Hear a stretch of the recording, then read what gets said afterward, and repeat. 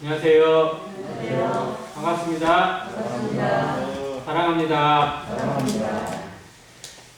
10월 마지막 수요일입니다. 10월도 정말 다 간 것 같습니다.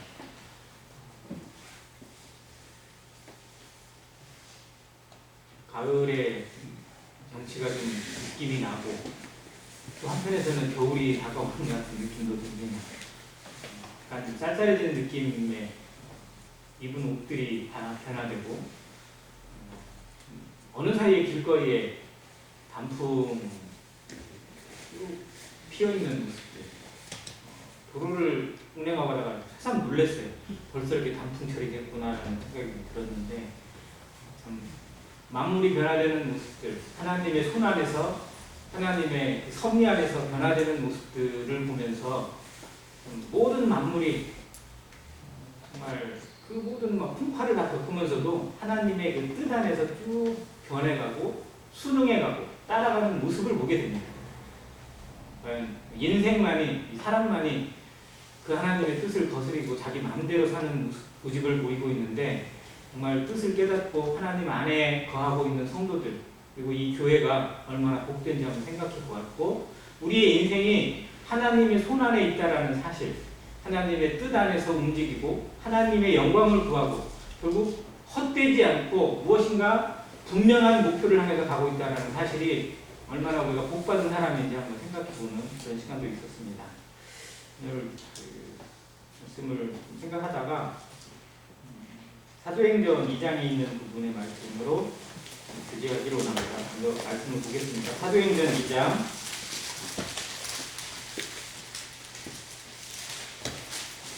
36절입니다.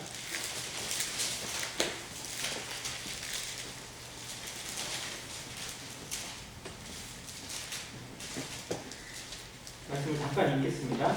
그런즉 이스라엘 온 집은 확실히 알지니 너희가 십자가에 못 박은 이 예수를 하나님이 주와 그리스도가 되게 하셨느니라 하니라. 그들이 이 말을 듣고 마음에 찔려 베드로와 다른 사도들에게 물어 이르되 형제들아 우리가 어찌할꼬 하거늘 베드로가 이르되 너희가 회개하여 각각 예수 그리스도의 이름으로 세례를 받고 죄사함을 받으라. 그리하면 성령의 선물을 받으리니 이 약속은 너희와 너희 자녀와 모든 먼데 있는 사람 곧 주 우리 하나님이 얼마든지 부르시는 자들에게 하신 것이라 하고 또 여러 말로 확증하며 권하여 이르되 너희가 이 패역한 세대에서 구원을 받으라 하니 이 말을 받은 사람들은 세례를 받으며 그날의 신도의 수가 3,000이나 더하더라. 그들이 사도의 가르침을 받아 서로 교제하고 떡을 떼며 오로지 기도하기를 힘쓰니라. 오순절날 성령의 강림을 경험한 사도들에 의해서 예루살렘 교회에 의해서 여기 보면 인류 최초로 사도들의 복음이 전파되어지고 그 복음의 영향력과 능력으로 말미암아 그 오순절날 기념해서 모였던 사람들 수많은 사람들이 그 말씀에 그 변화된 모습에 또 그들이 전하는 메시지에 그리고 성령의 역사에 감동되어지고 완전히 휩싸여져서 3,000명이나 구원받는 놀라운 기적이 일어나는 오순절날의 기적입니다. 이 구원받은 사람들 또 그들이 구원받고 나서 어떠한 모습으로 살게 되었는지 그들의 삶을 통해서 하나님이 이루시는 역사가 결국 사도행전의 기록입니다. 결국 사도행전은 지금도 기록되어 있다고 말씀을 드렸는데 구원받고 하나님의 말씀을 받고 성령을 통해서 거듭남 성령의 역사 가운데 순응해가고 하나님의 뜻에 순종해가는 사람들 즉 하나님의 백성이요 하나님의 나라요 하나님의 자녀들에 의해서 지금도 사도행전 성령행전은 기록되고 있습니다. 그래서 오늘 제목을 제 나름대로 잡아보기를 변화된 사람들이라고 이렇게 잡아봤는데요. 우리는 하나님에 의해서 변화를 입은 사람들입니다. 또 한편에서는 변화되어 가는 사람들입니다. 변화되어야 합니다. 신분적으로는 변화가 됐습니다. 칭의라는 과정, 즉 구원을 받았습니다.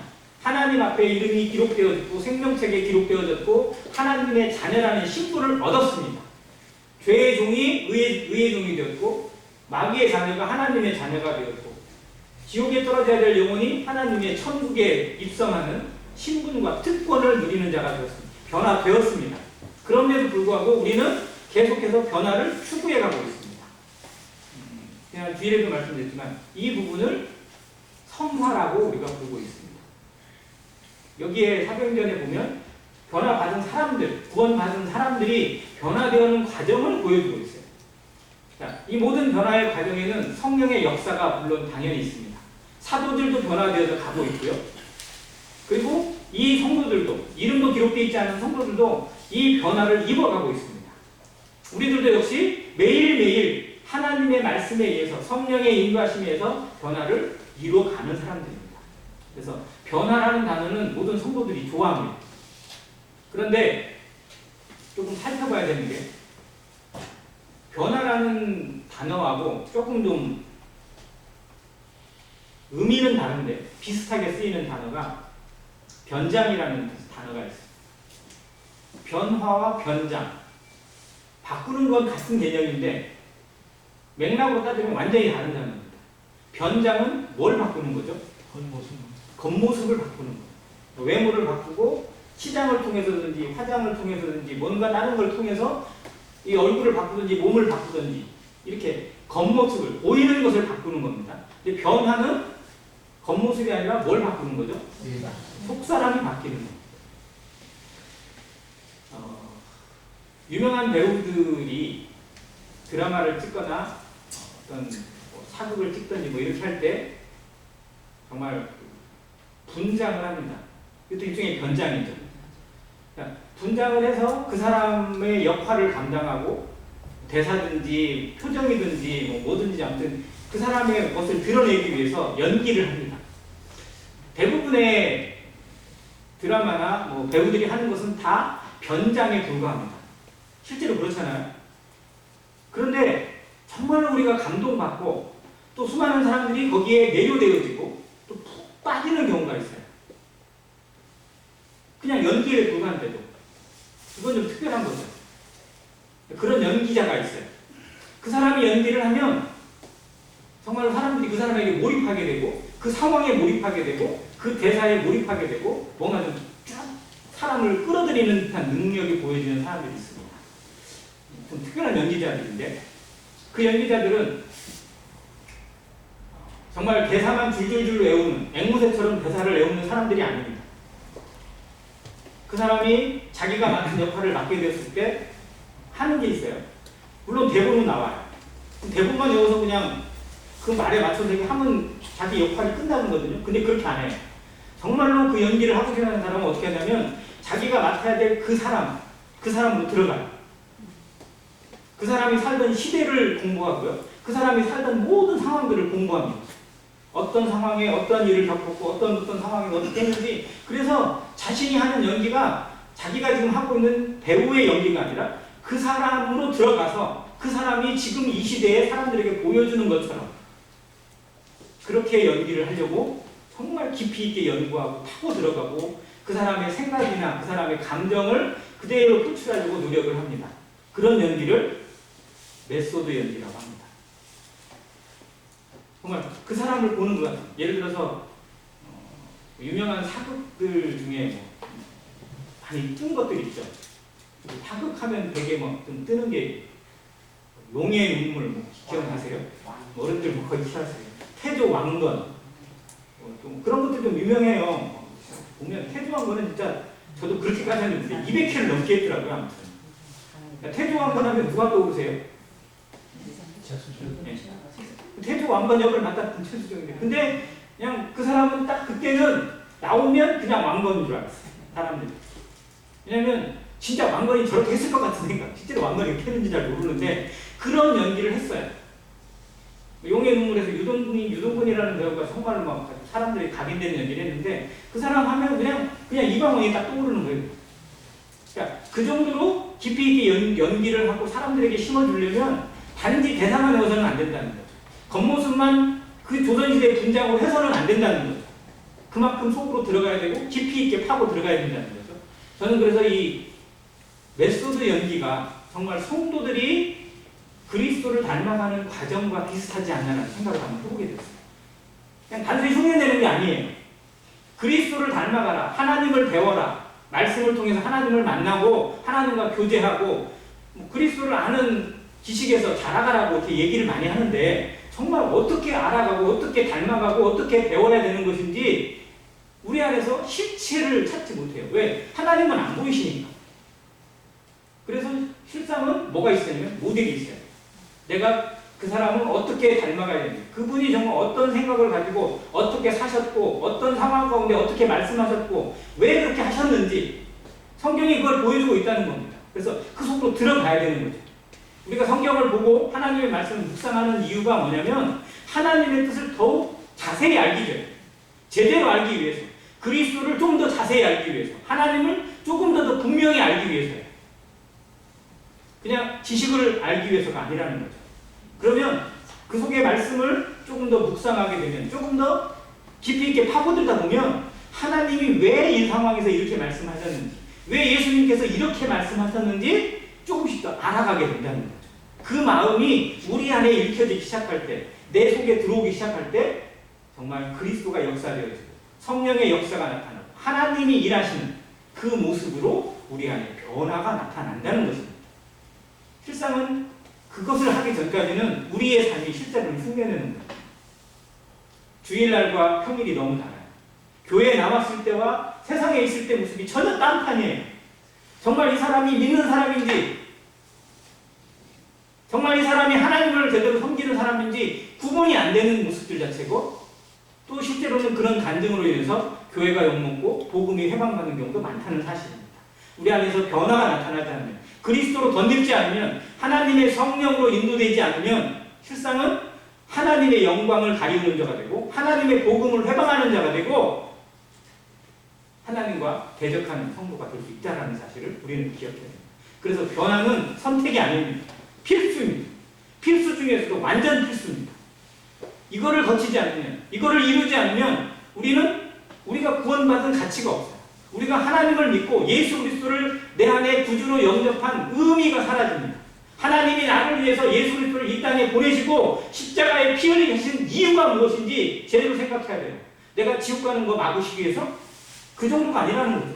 내 안에서 그리스도가 나타나서, 내 안에 그리스도가 살아나서 그리스도의 부활을 체험하고 그리스도가 이 땅 가운데 지금도 살아 역사하는 모습을 교회가 보여주고 성도가 보여주기를.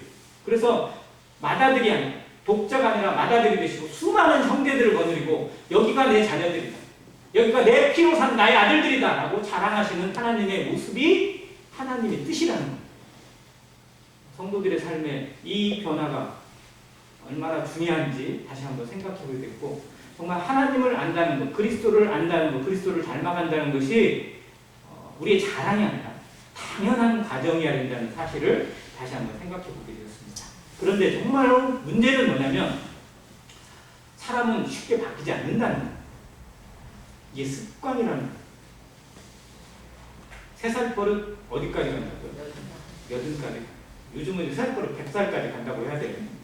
아무튼 이 버릇이라는 것, 이 습관이라는 건 정말 무섭습니다. 대학교에서 수많은 사람들을 이렇게 행동이나 어떤 습관의 모습이나 이런 것들, 패턴을 연구를 했대요. 그런데 사람의 행동의 40%가 습관에 의해서 나오는 것들이에요. 뭔가 의도가 아니라 그냥 자연스럽게 나온다는 거예요. 그 사람이 은연중에 꺼내는 말이랄지, 은연중에 하는 행동이랄지 모든 것들이요, 진짜 습관처럼 굳어져서 나오는 거예요. 그렇게 하려고 해서 나오는 게 아니라 그냥 의뢰이 나오는 경우가 많다는 거예요. 그만큼 습관이 있죠. 아무튼 성도들은 사람이기 때문에, 육신을 가지고 있기 때문에 우리도 습관의 지배를 많이 받습니다. 그래서 세상 사람들과 다른 모습들, 분리된 모습들, 변화된 모습들이 우리 안에서 나타나려면 성도들은 더더욱 많은 시간들을 투자해야 되고 더더욱 많이 이것을 생각해야 돼요. 자기 자신을 깨뜨리는 연구가 되지 않으면, 깨뜨리는 훈련이 되지 않으면 성도라는 그리스도라는 이름을 더럽히게 되고 교회를 먹칠하게 되는 부끄러움을 낳을 수밖에 없다는 사실입니다. 왜? 우리도 습관 속에 갇혀 있기 때문에. 정말 어린 나이에 구원받고 어린 시절부터 계속해서 잘 양육을 받은 성도라면 조금 낫겠지만 그렇지 못한 경우들도 많이 있잖아요. 그러다 보면 나도 모르는 사이에 습관으로 그냥 튀어나오는 경우가 너무 많다는 거예요. 아무튼 그 습관이 우리를 지배하는 것이 아니라 말씀이 성령이 우리에게 지배가 되어지고 우리를 움직이는 주체가 되기 위해서는 정말 우리가 깨지지 않는 거예요. 그래서 여기에 필연적으로 죽음이라는 단어가 떠올 수밖에 없다는 거예요. 그리스도의 죽으심과 앞에 우리가 연합돼서 죽는 모습. 그래서 갈라디아서 2장 20절에 이렇게 기록하십니다. 내가 그리스도와 함께 십자가에 못 박혔나니 그런즉 이제는 내가 사는 것이 아니요 오직 내 안에 누가 사시는 것이라? 그리스도께서 사시는 것이라. 이제 내가 육체 가운데 사는 것은 나를 사랑하사 나를 위하여 자기 목숨을 버리신 하나님의 아들을 믿는 믿음 안에서 사는 것이다. 내가 사는 것이 아니라 내 안에 그리스도께서 사시는 것이다. 이게 로마서 6장에 나와 있는 침례를 의미하는 단어하고도 똑같습니다. 육체의 죽으심을 얘기해요. 그래서 그리스도의 죽으심과 합하여 함께 죽고 그리스도의 부활을 통해 함께 부활한다. 그래서 죄에 대해서는 죽은 자요 의에 대해서는 산 자로 여기라고 이렇게 말씀하셨어요. 날마다 이것이 우리 안에서 연습이 되어지지 않는 습관처럼 내 육신의 습관이 아니라 이 영의 습관이 우리 가운데 체득되도록 연결되어지도록 우리를 쳐서 복종시키지 않으면 하나님의 모습, 하나님의 성품이, 하나님의 인격이 내 것이 되지 못한다는 거예요. 그냥 흉내만 내고 만다는 거예요. 주일날 말씀을 들을 때는, 예배를 드릴 때는, 교회에서 성도들과 교제할 때는 그럴싸한데 밖에 나가서 사회생활하거나 누구 안 믿는 사람 만나거나 친구들 만나거나 뭐 직장생활 할 때는 똑같아져요. 아니 오히려 그냥 그들과 다를 바가 없는 분리가 되지 않는 모습 가운데 하나님의 영광을 가리고 결국은 썬데이 크리스찬의 모습으로 어떻게 살아갈 수밖에 없는 비참한 모습이 나온다는 겁니다. 그러나 이 초대교회 성도들의 모습은 그렇지 않았다는 겁니다. 여기 신도의 수가 3,000이나 더하더라라고 했는데 예전 성경이 저는 더 좋아요. 거기는 뭐라고 기록되어 있을까요? 3,000의 숫자를 뭐라고 기록했냐면 그날에 제자의 수라고 기록했어요. 자, 신자하고 제자하고 똑같을까요? 어떻게 보면 같은 의미죠. 그런데 저는 다르게 느껴져요. 신자하고 제자는 정말 좀 레벨이 다른 것 같아요. 자, 여러분은 신자가 되길 원하세요? 제자가 되길 원하세요? 제자. 예, 제자가 되길 원하시죠. 이게 정상적인 대답이잖아요. 왜? 성도들이라면 그냥 신자라는 느낌보다는 제자라는 단어가 훨씬 더 하나님 앞에 합당하고 그리고 우리가 따라야 될 본이라고 느껴지는 거예요. 이 성경이 우리에게 알려주시는 거예요. 그런데 이 성경을 번역을 바꾸면서 왜 신도라고 바꿨는지 저는 잘 모르겠어요. 옛날 성경에는 제자라고 기록되어 있습니다. 자, 이들이 제자의 삶을 살아가요. 자, 제자가 된다는 것은 단번에 이루어지지 않습니다. 신자가 되는 건 단번에 주시는 믿음의 도예요. 그냥 그리스도를 고백했을 때 예수 그리스도의 십자가를 믿고 그렇구나 믿습니다 라고 했은 순간에 당연히 신자가 돼요. 그러나 제자가 된다는 건 매일매일의 과정이고 매일매일의 훈련입니다. 예수님이 제자의 삶에 대해서 제자의 길에 대해서 정말로 무서운 말씀을 하셨어요. 누구든지 자기 형제나 부모를 미워하지 않으면 내 제자가 된다 못 된다? 못 된다고 하셨어요. 그리고 누구든지 나를 따르고자 하는 자는 날마다 자기를 부인하라. 첫 번째, 자기를 부인하라고 했어요. 두 번째, 자기 뭐를 지고? 자기 십자가를 지고 나를 따를 것이라고 하셨어요. 자기를 부인하는 것과 자기 십자가를 지는 것은 다른 거예요. 근데 십자가를 지려면 내게 맡겨진 십자가, 주님이 주신 십자가, 주님이 맡긴 사명을 따르고자 한다면 첫 번째 이루어지는 단계가 뭐냐? 자기를 부인하는 거예요. 즉 나는 그리스도와 함께 이미 죽은 자다. 내 옛사람은 이미 그리스도와 함께 십자가에 못 박혀 죽었다. 내 자존심도 이미 그리스도와 함께 죽었다. 옛날 나는 죽었다라는 것 자체를 매일매일 인정하지 않으면, 그것을 내 마음 가운데 인정하지 않으면 제자가 될 수 없다라는 겁니다. 십자가를 지를 만한 자격도 없다는 거예요. 하나님을 위해서, 하나님의 복음을 위해서 다른 사람들을 희생하면서, 자기를 희생해서 다른 사람들을 주님에게 이끄는 그 그것이 정말 십자가의 의미라면, 그것이 우리에게서 이루어지는 열매라면, 그것이 우리의 삶이 희망하는 향기라면, 그걸 이루기 위해서 가장 기본적으로 무엇이 이루어지냐? 자기 부인이 이루어져요. 나를 내려놔야 돼. 내가 그리스도와 함께 십자가에 못 박혀 죽었다는 사실. 내 옛사람은 이미 죽었다는 것. 이거를 인정하는 것이 제자의 삶의 시작입니다. 그리고 제자의 삶의 과정입니다. 이 성도들이, 초대교회 성도들의 모습에서 그들이 어떻게 변화를 입어갔는지 과정을 한번 살펴보겠습니다. 42절에 나옵니다. 그들이 사도의 가르침을 받아. 첫 번째, 무엇을 받아요? 사도의 가르침을 받습니다. 그리고 두 번째, 서로 뭐합니까? 교제합니다. 세 번째, 떡을 뗍니다. 네 번째, 오로지 기도하기를 힘씁니다. 이것이 초대교회의 능력의 4원칙이라고 얘기하는데요. 첫 번째는 가르침을 받습니다.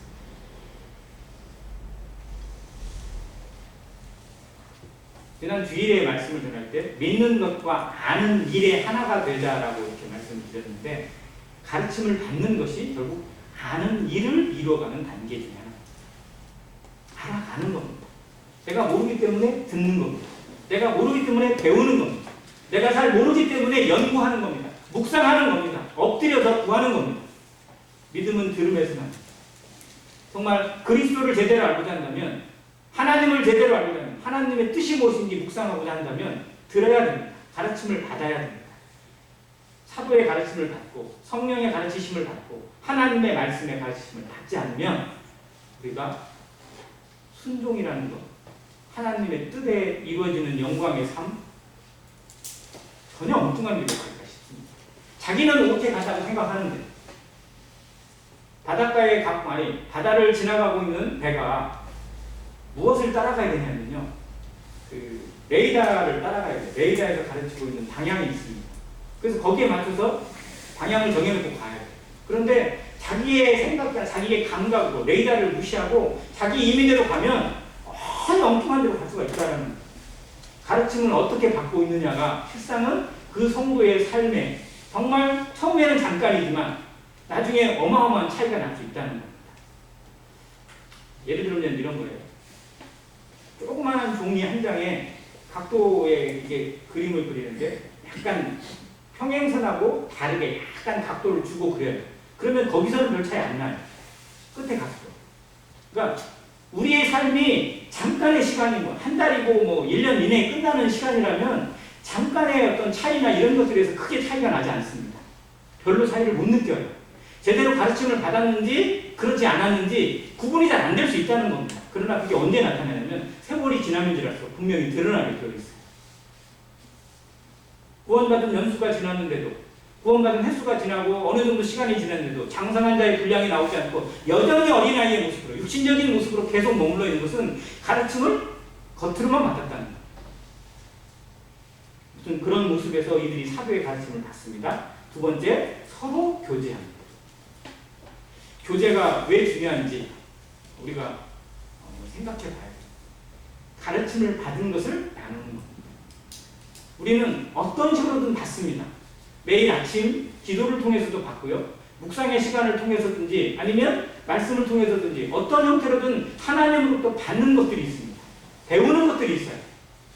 이거를 교제하는 교제의 장이 교회입니다. 세상에 있는 이야기들, 정보를 나누는 것이 아니라, 엉뚱한 소리들이 나눠지는 것이 아니라 정말 하나님으로부터 받은 것이 나누어져야 돼요. 그래야 교회가 하나가 됩니다. 교회 안에서 정치 이야기 나오기 시작하고 뭐 무슨 이야기 나오기 시작하면요 시끄러워질 수밖에 없어요. 왜? 그건 절대로 하나가 될 수 없는 겁니다. 아무튼 교회 안에서는 무엇이든 교제가 이루어져야 돼요.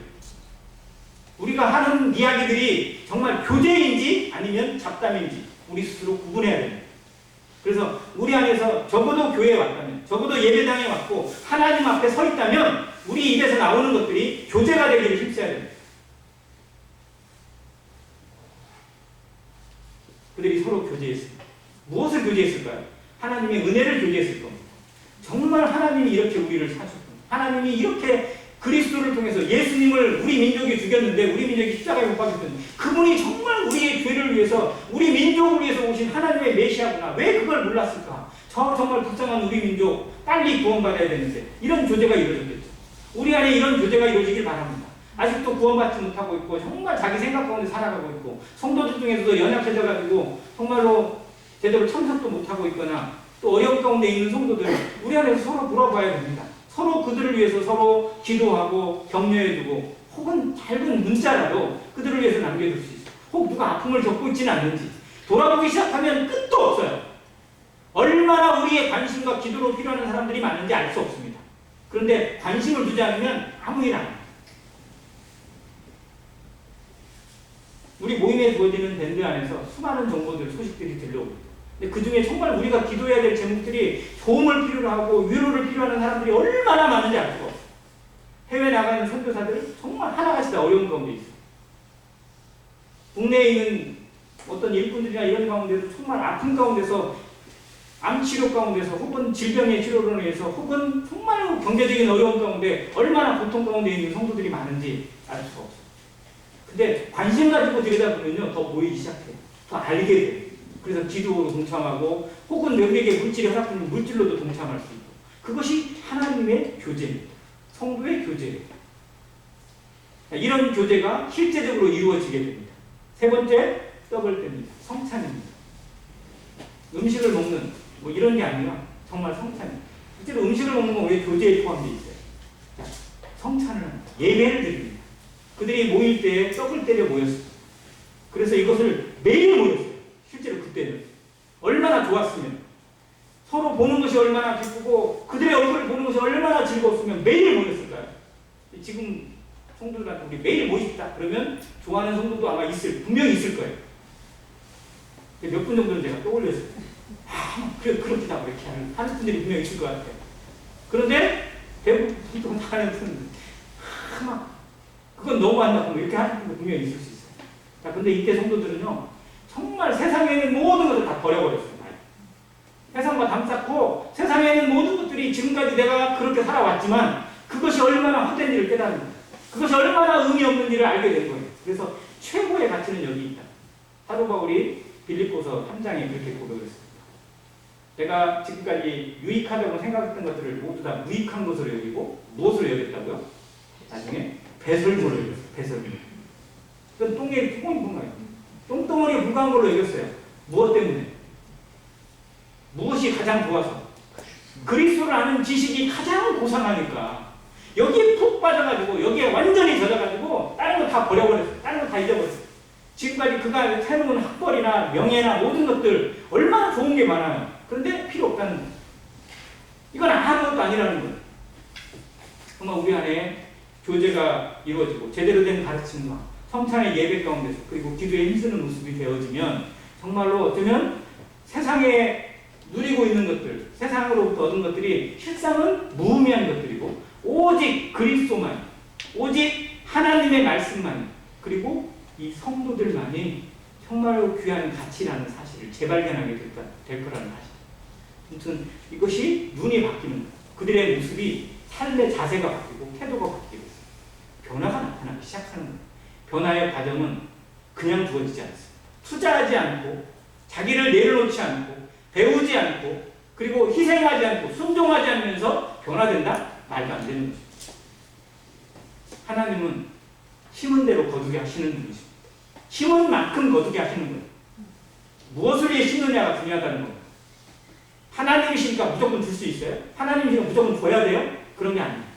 정말 하나님은 우리가 교만해지거나 곤고해지거나 이걸 원하지 않으세요. 제대로 성장하길 바라세요. 우리도 어린아이들이 우리가 키우고 있는 손주나 어린아이가 엉뚱하게 자라는 걸 원하지 않아요. 제대로 자라기를 바라는 거예요. 그러면 제대로 자라기 위해서 먹이는 거고요. 제대로 자라게 하기 위해서 심지어는 매도 때리는 겁니다. 하나님이 고난을 주시는 이유도 분명히 있다는 거죠. 우리가 제대로 변화되어 가고 있는지 그 과정 가운데 서 있는지 그 변화된 모습이 어떻게 나타나고 있는지 살펴보게 됩니다. 자, 그들의 모습 속에 정말 기적이 일어납니다. 44절부터 믿는 사람이 다 함께 있어 모든 물건을 서로 통용하고 또 재산과 소유를 팔아 각 사람의 필요를 따라 나눠주며 날마다 마음을 같이하여 성전에 모이기를 힘쓰고 집에서 떡을 떼며 기쁨과 순전한 마음으로 음식을 먹고 하나님을 찬미하며 또 온 백성에게 칭송을 받으니 주께서 구원받는 사람을 날마다 더하게 하십니다. 그들은 정말 좋아서 모였어요. 좋아서. 모이는 게 좋아서. 모여서 뭘 했어요? 교제를 했어요. 떡을 떼고 성찬을 나누고 예배를 드리고 하나님의 말씀을 공부하고 기도하고 그리고 가져온 음식들을 서로 나눠 먹고 정말 그렇게 하니까 매일매일이 새롭고 매일매일이 즐거운 거예요. 그런데 그들은 좋아서 했거든요. 그걸 좋아서 했는데 어떤 일이 벌어졌는지 아세요? 자기가 좋은 것을 하는데 내가 좋아하는 일을 하고 있는데 갑자기 이 주변에 있는 사람들이 그들을 칭찬하기 시작해요. 와, 쟤들은 진짜 막 달라. 너무 달라. 너무 달라. 이상해. 이상할 정도로 달라. 쟤들 미쳤나 봐. 막 그러면서 막 칭찬을 해. 야, 쟤들이 정말 뭐 있나. 나도 저기 가고 싶어. 뭐 이런 마음이 들게 하는 거예요. 주변에서 칭찬이 나와. 그리고 사람들만 그들을 칭찬하는 게 아니라 어떤 하나님의 또 다른 기적이 뭐 어떻게 나타나요? 날마다 구원받는 자를 더하게. 그러니까 너무 분위기가 좋고 너무 그런 것들이 막 선순환이 이루어지니까 실제로는 어떻게 보면 정말 나가서 구두자 하나 데리려면 얼마나 힘든지 아시죠? 구두자 하나 정말 약속해서 데려오는 게 정말 얼마나 더 맛있는. 아이 평소 때 만났지만 그래 알았어 갈게 이렇게 얘기해요. 알았어 이번 주에 갈게. 근데 토요일날 내서 전화해보면 어떻게 되지 아세요? 내일 내가 안 될 것 같은데? 그러면서 뭐 갑자기 막 바쁜 일이 생긴 거예요. 보면 막 심각한 일이 생긴 거야. 근데 실제로 그게 변명입니다. 얼마나 어려운지 정말 우리가 알잖아요. 그런데 이때는요 정말로만 그게 너무 쉽게 이루어지는 놀라운 기적이에요. 우리 안에 하나님께서 이러한 기적을 대한민국에도 옛날에 보이셨습니다. 정말로. 근데 이게 그냥 이루어지는 건 절대 아니라는 사실. 대한민국에 기독교의 부흥이 일어나고 우리 모임에서도 부흥이 일어나던 때 정말로 구원받는 영혼들이 그냥 한 달이면 막 몇 명씩 늘어나고요. 친예식을 1년에 뭐 5번, 6번씩도 하고 막 이러면서 막 교회가 성장되고 분리 개척하고 막 나가고 뭐 이런 식으로 있던 때가 있었어요. 우리도 어떻게 대부분 그때 구원받은 성도들이 정말 많습니다. 자, 그때 그러면 성도들은 그냥 놀았을까요?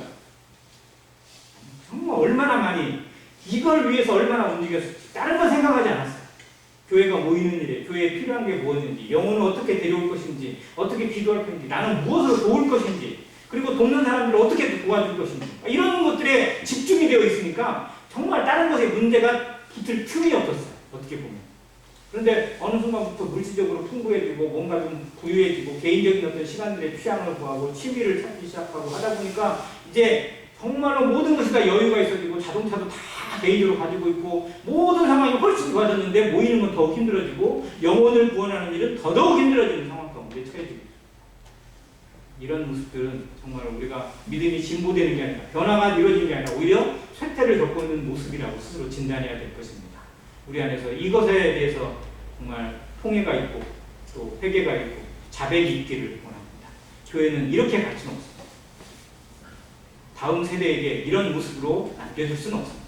우리 안에서 어떤 모습으로 젊은 세대들에게 다음 세대들에게 우리의 신앙을 유전의 모습을 정말로 우리는 이것을 위해 살았다. 어기에 목숨 걸었다. 라고 보여줄 수 있는 것들이 무엇이 있는지 한 번 더 생각해보고 우리 인생의 마지막이 정말 주님 오시려 얼마 안 남았다고 말만 할 것이 아니라 우리 교회의 마지막이 어떻게 빛이 날 것인지 피날레를 어떻게 장식할 것인지 한번 고민하는 그런 삶으로 하나님 앞에 계산하는 그리고 마지막을 늘 바라보는 변화된 성도들의 모습이 안행교회를 통해서 나타나게 되는 간절히 원합니다. 이상입니다.